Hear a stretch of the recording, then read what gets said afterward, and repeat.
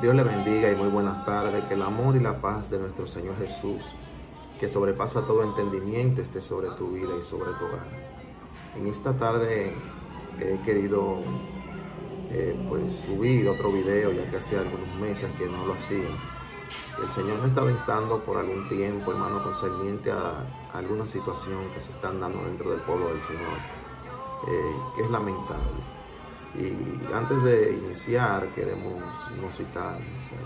iniciar antes sin citar la palabra donde el apóstol Pedro dice en la primera carta, en su capítulo 4, verso 11, que si alguno hable conforme a la palabra del Señor. Y si alguno ministre conforme al don que Dios da, para que en todo sea Cristo glorificado. Amén, a quien pertenece la gloria y la honra. Antes de iniciar, quiero leer esta cita bíblica. Se encuentra en Mateo 18, versos 15 al 17. Esto lo está diciendo Jesús. Jesús dijo, Cristo está hablando aquí, dice: por tanto, si tu hermano peca contra ti, ve y repréndelo, estando él y tú y él solo.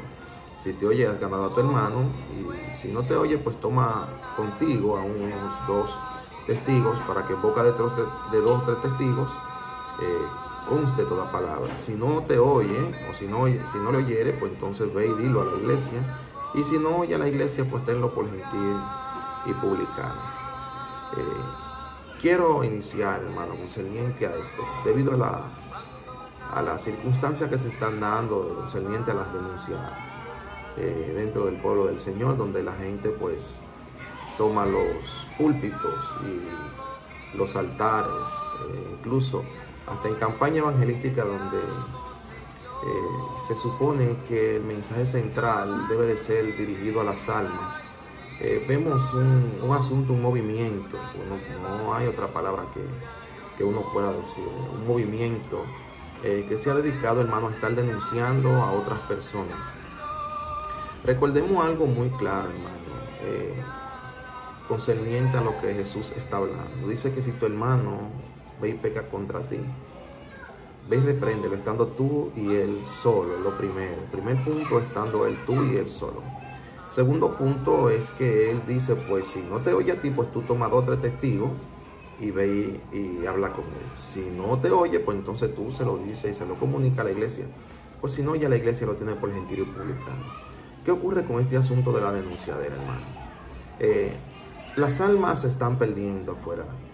Y sin embargo, la iglesia tiene una polémica uno contra otro, discutiendo y peleando dentro de la gente, hermano, que son incluso incrédulos, donde hay gente que está sediento por escuchar una palabra de restauración, de salvación, de que Jesús murió por ellos en la cruz del Calvario, de que hay esperanza, a pesar de que quizás en la situación que se puedan estar encontrando, hay un Cristo que salva, que cambia, que restaura, que transforma. Pero cuando escuchan este tipo de situación de la iglesia, peleándose uno con otro y tirándose los trapitos al sol, como se suele decir acá en Dominicana, y contendiendo uno contra otro, creo que no es lo correcto, conforme a lo que Cristo enseñó.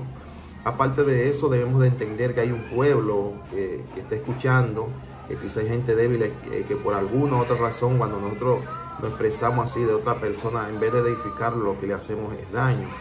Pablo dijo en la carta a los Efesios capítulo 4, en el verso 29, Pablo dice: ninguna palabra corrompida salga de nuestra boca, sino la que sea buena para la necesaria edificación, a fin de dar gracia a los oyentes. Escuche bien, eso le está diciendo el apóstol Pablo en la carta a los Efesios. ¿Qué ocurre, hermano?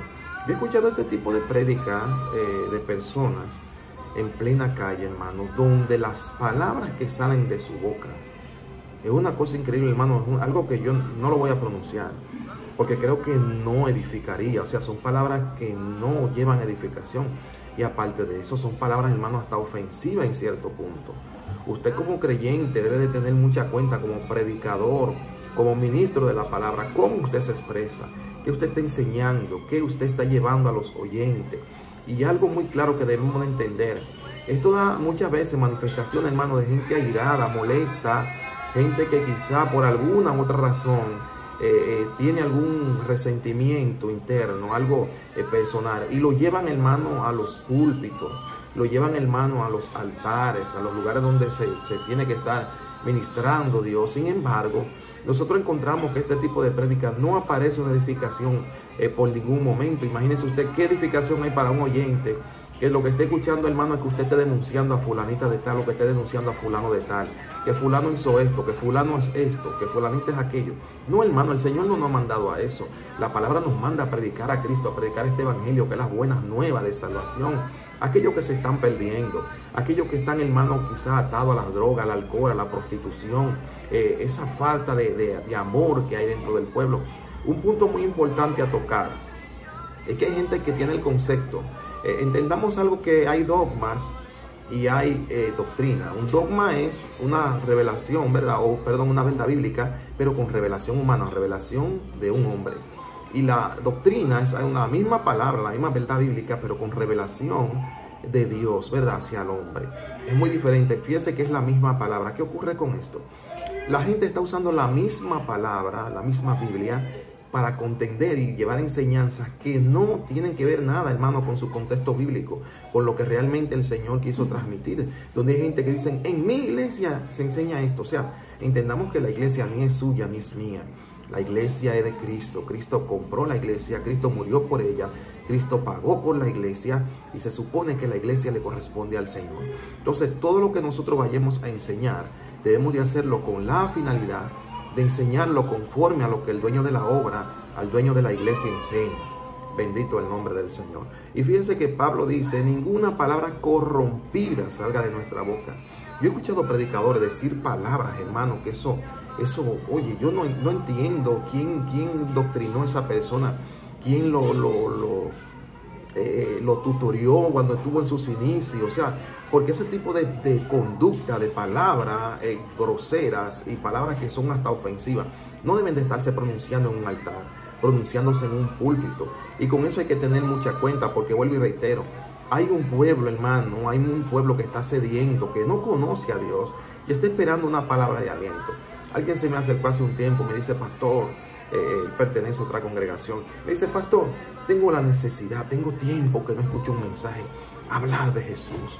O sea, es algo que es doloroso, porque aún dentro del mismo pueblo la gente se ha prestado únicamente, se ha enfocado a tocar un solo tema.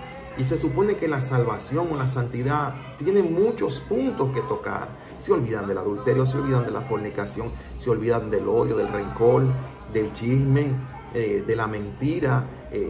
Hay muchas cosas, hermano, por donde se pueden añadir concerniente, temas que tengan que ver concerniente, que afecten la salvación del creyente, pero solamente están tocando un solo punto y se han enfatizado en esto. Incluso llegan al extremo que si usted no hace lo que ellos dicen, aunque no tengan una doctrina, una base bíblica, pues ellos lo aplican como algo doctrinal.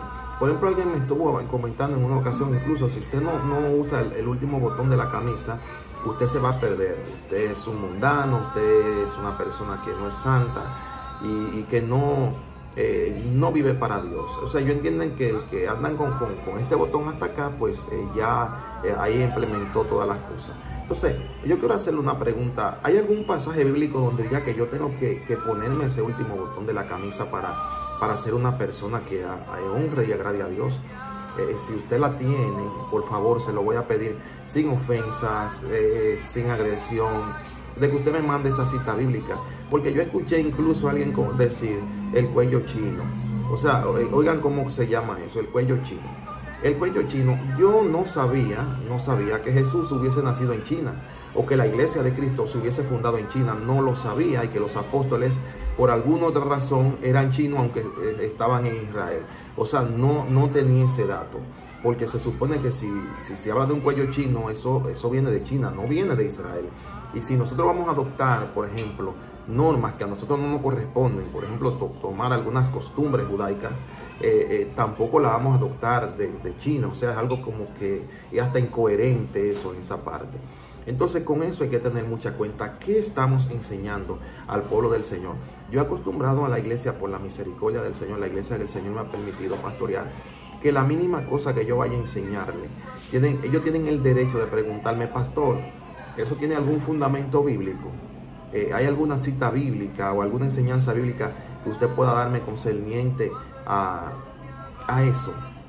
cosa de que si ellos tienen que quizás alguien le pregunta, pues ellos tengan un fundamento bíblico. No es lo que yo vaya a enseñar. Se supone que todo predicador, pastor, ministro, sea quien sea, tiene que someterse a la palabra. La palabra está por encima de quien sea. Usted y yo no somos, hermanos, infalibles. Ahora, la palabra de Dios sí es infalible. La palabra de Dios, hermano, no se equivoca. La palabra de Dios siempre tiene la verdad. El apóstol Pablo dijo, sea Dios veraz y todo hombre mentiroso, dice la misma escritura. Prestemos atención a algo muy importante que Jesús dijo acá en Mateo 22, 37 al 40. Hay una conversación con los saduceos. Se dice que Cristo pues le había respondido a los saduceos, y los fariseos pues mandaron un intérprete de la ley para querer contender contra Cristo. Y le habla del gran mandamiento. Jesús le responde, bueno, amarás al Señor tu Dios con toda tu fuerza, con todo tu corazón, con toda tu alma y toda tu mente. Y el segundo es semejante a este: amarás a tu prójimo como a ti mismo. Aquí se cumple la ley y los profetas. Aquí esto lo encierra todo. Algo muy importante: hay una falta de amor a tal magnitud que si yo no ando como usted anda o como usted quiere que yo ande, usted ni siquiera me saluda. Usted me rechaza, me repudia. Déjeme decirle algo: si Jesús viene y lo encuentra en esa condición, usted se va a perder. Se va a perder por la sencilla razón, por la falta de amor. Recordemos que el amor es sobre todo. Dios es amor. Y el apóstol Pablo dijo, hablando acerca de los atributos que puedan haber en una persona, que son manifestaciones de los frutos del Espíritu, en la primera carta de los Corintios, capítulo 13, ahora permanecen la fe, la esperanza y el amor, y el mayor de todo es el amor.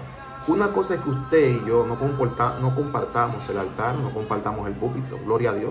Eso yo lo entiendo claramente, ¿verdad? Quizá usted tiene su doctrina o le da su interpretación. Yo entiendo algunas cosas, quizá le doy la interpretación que entiendo conforme al Espíritu me ayuda a entender. Y quizá hay algún contraste. Pero déjeme decirle algo: eso no le da el derecho a usted a odiar a otra persona el que no comparta la enseñanza que usted esté dando. O sea, yo entiendo. Una cosa es que usted y yo no compartamos el altar. Otra cosa es que usted me odie y que usted me rechace y que usted me aborrezca por el simple hecho de yo no compartir la enseñanza que usted está dando. Y eso tenemos que tenerlo muy claro. Algo muy importante que el apóstol Pablo le reprendió a la iglesia, a los Corintios, en el capítulo 6, era que habían ciertas indiferencias y ellos llevaban los problemas de la iglesia. ¿Sabe a quién no los llevaban? A los incrédulos, a los débiles, a gente que quizá estaba inexperta, inmaduro. Y Pablo termina diciéndole, oye, pero ustedes, no hay entre vosotros un maduro, un espiritual que pueda juzgar entre uno y el otro. Que incluso los problemas de la iglesia se lo llevan a la gente que tiene menos entendimiento, que tiene menos madurez. Y no obstante eso, sino que también, hermanos, pleitean delante de los incrédulos. O sea, prestemos atención a lo que Pablo está diciendo. Es la misma situación que estamos viendo hoy en día. ¿Sabe dónde se basan muchas personas? El asunto de repréndelo en público. En la primera carta a Timoteo 5:19 dice: contra un anciano no admita acusación, sino por boca de 2 o 3 testigos. La gente vuela ese pasaje y se va al verso 20, donde dice: a los que persistan es pecar, repréndenlo delante de todos para que los demás teman. Ahora, ¿delante de cuál es todo? ¿Delante de los extraños, delante del incrédulo, delante del pecador o delante de la iglesia? Porque eso hay que tener en cuenta, delante de quién es todo. Es que el apóstol Pablo está diciéndole a Timoteo que va a reprender. Y recordemos, yo he escuchado incluso gente en prédicas ofendiendo a pastores, ofendiendo a líderes, hermanos. Y tenga por seguro que nunca se han sentado con ese líder. Tenga por seguro que nunca, hermano, ni siquiera una llamada le han dado a ese hombre o a esa mujer para quizás sentarse con ellos, a corregirle cualquier situación. Y lo primero que empiezan es a bochornar, a criticar y a murmurar dentro de un escenario que quizá donde hayan gente, hermanos, allí presente, no hay edificación. O sea, nosotros tenemos que tener mucha cuenta como iglesia. Las almas se están perdiendo afuera y la iglesia está envuelta, hermano, en contiendas, en pleitos, en guerra, en batalla entre ellos. Usted ve que la gente tiene esa falta de amor, esa falta de afecto hacia el otro, que no debe de estar dentro del pueblo del Señor. Es algo, hermano, triste, es algo doloroso, es algo lamentable lo que estamos viendo dentro del pueblo del Señor. Quiero concluir con esto. Recordemos que Pedro dijo que si alguno enseña o ministra, debe de hacerlo conforme a la palabra o conforme al don que Dios da. Recordemos algo muy importante. Yo he escuchado gente decir, incluso, en estos días me mandaron un video de una prédica que me preocupó. No porque quizá la gente estuviera allí enseñando, porque entendemos que hay espíritus de error que se están moviendo, sino porque el pueblo estaba diciendo amén. Y en medio de ese amén, había gente gozándose, como que lo que estaba diciendo estaba correcto. Una cosa que es antibíblica. Porque una cosa es que usted me diga a mí, basándose en la escritura, bueno, el Señor me reveló esto y esto conforme a la palabra. Pero algo que está antibíblico, por ejemplo, que el Señor diga, esto es rojo. Y usted que por medio de la oración, que usted estaba orando y el Señor le reveló que no es rojo, que es azul. Espérese, hermano, pero la Biblia dice que eso es rojo. Tiene tantos años los apóstoles enseñando que era rojo, y que los discípulos que vinieron después de Cristo también enseñaron que era rojo. O sea, ¿cómo es posible que ahora usted recibió una revelación nueva y dice que no, que el Señor le reveló a usted, precisamente a usted, que eso fue azul? Si usted no ha estudiado, le voy a exhortar a que estudie la historia de los testigos de Jehová, de los mormones, de los adventistas, de lo mismo Mita en Aarón. Todas esas sectas que han surgido, déjeme decirle algo, todos fueron por medio de una revelación donde un ángel se les reveló, o en un sueño le dieron una visión nueva, una revelación nueva, y ahí, hermano, por ahí empezó todo y mire hasta el sol de hoy.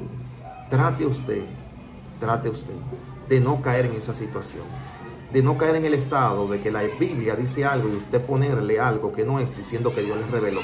Recordemos algo muy claro que el apóstol Pedro dice. Dice que de toda la escritura, creo que es Pedro que escribe, no sé, Pablo a Timoteo, dice que toda la escritura es inspirada por Dios, porque los santos hombres de Dios escribieron inspirados por el Espíritu Santo.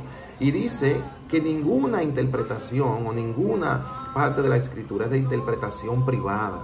Eso hay que tenerlo en cuenta. Usted no puede venir con una revelación nueva cuando ya todo lo que está escrito, todo lo que yo necesito para la salvación está en la palabra. Dios te bendiga mucho y Dios te guarde, amado. De este lado, tu hermano y amigo y pastor, Mauche Moreno. Que el amor y la paz del Señor, que sobrepasa todo entendimiento, esté sobre tu vida y sobre tu hogar. El Señor te guarde.